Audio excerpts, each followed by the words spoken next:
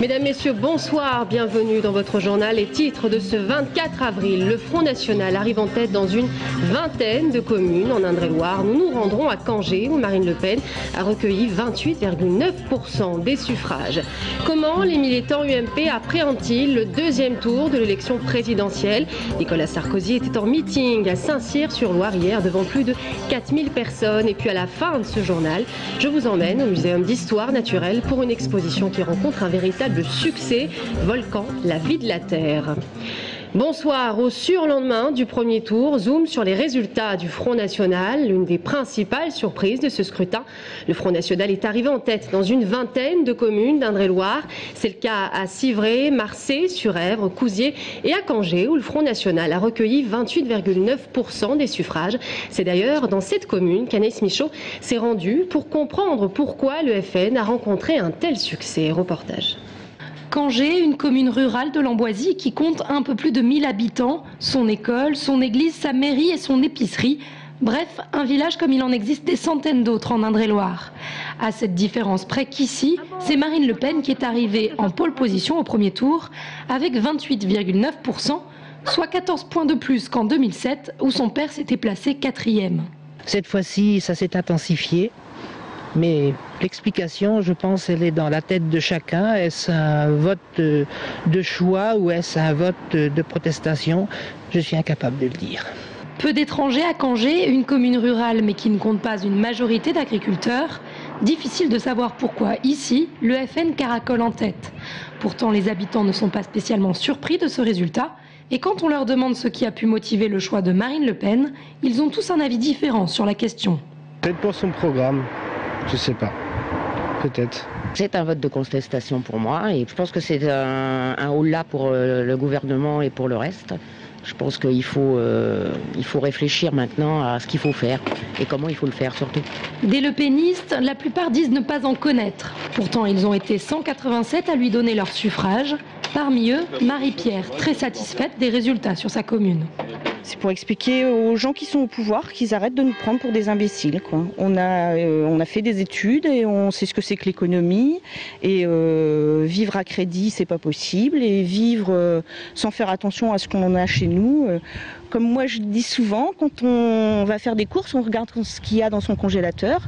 Et quand on fait venir du monde pour travailler chez nous alors qu'il n'y a pas de travail, c'est pas très intelligent. Elle aurait souhaité une triangulaire Hollande-Sarkozy-Le Pen, mais elle donnera sa voix au président sortant au deuxième tour et devra attendre maintenant les législatives pour de nouveau apporter sa goutte d'eau à la vague bleu marine. L'électorat du Front National qui est aujourd'hui au cœur des débats de l'entre-deux tours. Les deux candidats, Nicolas Sarkozy et François Hollande, se disputent l'électorat du Front National. Vous le savez, le président sortant était hier en meeting à Saint-Cyr-sur-Loire devant plus de 4000 personnes. Alors, comment les militants UMP appréhendent-ils le deuxième tour, malgré des sondages qui restent défavorables à leur candidat, Florent Carrière? J'ai vu que M. Hollande n'était pas content, mais je ne savais pas que le 1er mai avait été privatisé par le Parti Socialiste. Je vais vous expliquer ce que c'est que le travail. C'est celui qui a construit toute sa vie sans demander rien à personne. Les valeurs du travail pour conclure un discours d'1 heure et une invitation à la fête du 1er mai version Nicolas Sarkozy. L'idée fait polémique à gauche, mais elle a suscité l'enthousiasme des militants UMP hier soir. Il faut faire une campagne sur la vérité, pas sur le mensonge. J'ai entendu le discours d'un vrai président, quelqu'un qui a de la moelle, de quelqu'un qui défend son pays. Et c'est le discours que j'entends pas de l'autre côté. J'ai trouvé que c'est un homme qui avait du cœur, qui s'est adressé à tous les Français. Le président candidat continue donc dans sa stratégie de s'adresser directement au peuple, sans passer par les intermédiaires, syndicats ou journalistes par exemple. Et lorsqu'il tend la main aux électeurs de Marine Le Pen, arbitre entre autres de ce deuxième tour, les militants interrogés suivent leur candidat. Ils sont français comme nous. C'est des humains. Ils savent ce qu'ils ont à le faire. Tout le monde ici dit « Ah, mais comment il a fait un coup d'œil au Front National ?» Mais ça choque personne que Hollande fasse des grands coups d'œil au front de gauche. Hier soir à Saint-Cyr-sur-Loire, les près de 4000 places de la salle Guy-Dru n'ont pu accueillir l'ensemble du public. Il y avait donc des déçus, mais à l'intérieur, les paroles du candidat UMP ont donné du baume au cœur à des militants qui reste confiant pour le deuxième tour. Je pense que ça sera dur, mais je pense qu'on peut se mettre derrière Sarkozy et je pense qu'on peut gagner, oui. J'y crois encore plus. Ah, il n'aura pas 58%, hein, comme on dit que l'autre. Mais c'est à 50,3%. Je m'en fous. Il sera là, il continuera ce qu'il a fait. Remotiver n'est pas le mot parce qu'on n'a jamais été démotivés. On y croit tous. Reste le troisième tour qui pourrait gâcher la fête des militants, même en cas de victoire de leur candidat. Lors des législatives, le Front National pourrait provoquer de nombreuses triangulaires. Et si l'on se réfère au score de Marine Le Pen, en Indre-et-Loire, sur les 5 circonscriptions, 4 pourraient vivre cette situation. La saison des concours approche et pour réussir, certains étudiants n'hésitent pas à s'inscrire dans les meilleures prépas à plusieurs milliers d'euros l'année. Un véritable business pour les dirigeants de ces prépas. À Tours, en 10 ans, le nombre de prépas médecine est passé du simple au double. Alors comment expliquer ce succès auprès des jeunes et surtout, est-ce véritablement une valeur ajoutée? Mathilde Espinasse. En 10 ans, le nombre de prépas au concours médecine a doublé à Tours. EFESUP existe depuis 1992 et a étendu progressivement son offre de formation. Au départ consacrée à médecine et pharmacie, cette prépa tourangelle propose maintenant 16 formations différentes. Marché lucratif, elle surfe sur l'engouement croissant des étudiants pour cette branche. L'investissement, c'est surtout des créations d'emplois. L'investissement, et bien après, ce sont des nouveaux locaux pour pouvoir accueillir l'ensemble des élèves. Désormais, on est sur 2 sites de façon à recevoir l'ensemble de nos élèves dans de bonnes conditions, avec des emplois du temps pas trop mal élaborés, je dirais. Là, ça nous permet d'avoir aujourd'hui 11 salles sur 2 sites. Un étudiant voulant passer le concours de médecine devra dépenser jusqu'à 1 800 €.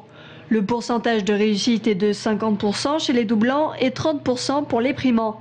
De plus en plus de branches sont touchées par le marché florissant des prépas privés. Et l'art n'est pas épargné.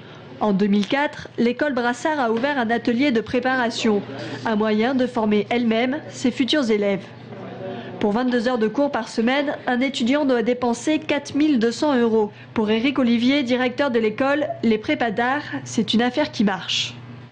Il y a un business, c'est évident. Il y a une mode, une tendance qui relève de ces 10-15 dernières années.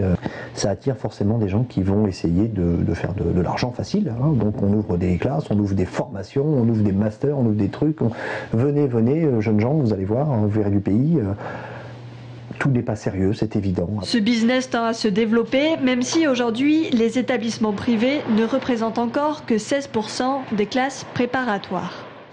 Et on passe au sport avec la 16e édition du Howard Hinton Sevens du rugby à 7. Un tournoi qui se déroulera les 18 et 19 mai prochains au stade de la Haye à Ballon-Miré. Alors le rugby à 7, une discipline qui sera aux Jeux Olympiques de Rio en 2016. Mais pour l'heure, elle reste en plein développement dans l'Hexagone. Jérôme Alain. 700 joueurs et joueuses attendus, 70 matchs sur 2 jours, les meilleures équipes françaises présentes et quelques formations internationales.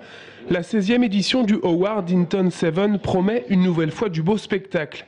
Et même si le rugby à 7 se joue sur un terrain aux dimensions identiques que le rugby à 15, le rugby à 7 se veut exigeant techniquement et physiquement. Il faut savoir par exemple qu'un joueur de 7 parcourt 2 fois plus de chemin qu'un joueur de rugby à 15. C'est un rugby qui est très dynamique et donc voilà, qui amène beaucoup de spectacles, marque beaucoup d'essais. Et donc il est en très bonne voie de développement. La Fédération française de rugby souhaite bâtir d'ici 2 à 3 ans une équipe de France de rugby à 7 compétitive pour les prochaines échéances à venir, et notamment pour les Jeux Olympiques de Rio en 2016 où le rugby à 7 fera son entrée dans la compétition. On joue avec de très bons joueurs et donc voilà, ils sont en devenir. Il y a beaucoup de jeunes qui jouent, ils sont en devenir et donc notre intention c'est d'aller d'abord à la Coupe du Monde à la fin de l'année et après c'est de se qualifier pour les Jeux Olympiques. Et des bons joueurs, le stade de la Haye à Ballon-Miré va en accueillir les 18 et 19 mai. Outre le tenant du titre, La Rochelle, les plus grands clubs du ballon ovale, où évoluent des internationaux du rugby à 7, seront présents sur la pelouse de Ballon-Miré, faisant depuis quelques années du Howard Hinton 7 un tournoi de référence dans le monde du rugby à 7 hexagonal. Au niveau français, bien, pour faire venir des gens comme peut-être le Racing Toulon, Biarritz, le Stade Toulousain, La Rochelle, le Métro, Massy, les Free Seven, ça veut dire qu'on représente quelque chose à leurs yeux. Et je pense que là, on a réussi un beau challenge. Une chose est sûre, le niveau proposé sera une nouvelle fois à la hauteur de l'événement. Le tournoi qui fêtera en 2016, année où le rugby à 7 sera à l'honneur au JO, ses 20 ans d'existence. Coup d'envoi de la 36e édition du Printemps de Bourges. C'est l'événement qui signe la saison des festivals. Et ce soir, deux artistes que vous connaissez bien ouvrent les festivités. Brigitte qui a reçu cette année une victoire de la musique et Benabar. Ils seront ce soir au Phoenix à partir de 19h. Baxter Dury, un artiste anglais, sera lui au Vent de Ouest dès 21h. Et puis pour demain, eh bien, ne ratez pas le grand retour de Dionysos qui partagera l'affiche avec Isia, fille de Jacques Higelin. Et on termine cette édition avec une exposition qui rencontre un véritable succès. Volcan, la vie de la Terre au Muséum d'Histoire Naturelle. Un voyage du centre de la Terre jusqu'au plus haut sommet volcanique. Maquettes, ateliers ludiques. L'objectif, découvrir les volcans. Une exposition destinée aux adultes mais aussi aux enfants. Michael Briffaut. Plus de 450 visiteurs par jour pour découvrir et surtout comprendre le monde des volcans. L'exposition du Muséum d'Histoire Naturelle connaît une affluence record en cette période scolaire. Je suis venu ici parce que cette exposition peut intéresser énormément les enfants et tous les âges concernant les problèmes des volcans à travers le monde et en particulier avec ce qui vient de se passer au Japon par exemple. Je suis venue parce que je suis en vacances et l'animation est intéressante et permet d'occuper les enfants. On est venu pour découvrir, apprendre, c'est bien aussi d'apprendre. Comme ça, on devient plus intelligent. Moi, c'est qu'on peut faire des expériences, c'est bien expliqué. Regardez, toucher et manipuler, l'accent est mis sur les ateliers ludiques pour que petits et grands comprennent ce volcanisme qui peut parfois faire peur. Ici, la lave destructrice se transforme en jolies petites bulles et les séismes deviennent un jeu. Alors, le but, c'est effectivement d'avoir une exposition accessible à tous, y compris aux plus jeunes. Alors effectivement, la visite familiale est favorisée dans le sens où il y a les enfants qui manipulent avec les parents et les parents sont là pour apporter le complément d'information puisque toutes les informations sont présentes dans l'exposition et sont relativement accessibles. Pour découvrir ces forces naturelles qui agitent notre planète, l'embarquement pour un voyage au centre de la Terre se fait jusqu'au 27 janvier au Muséum d'Histoire Naturelle. Voilà, c'est la fin de ce journal. Merci à tous de l'avoir suivi. Dans un instant, restez avec nous. Michel Godet, économiste, nous rejoint sur ce plateau. À tout de suite.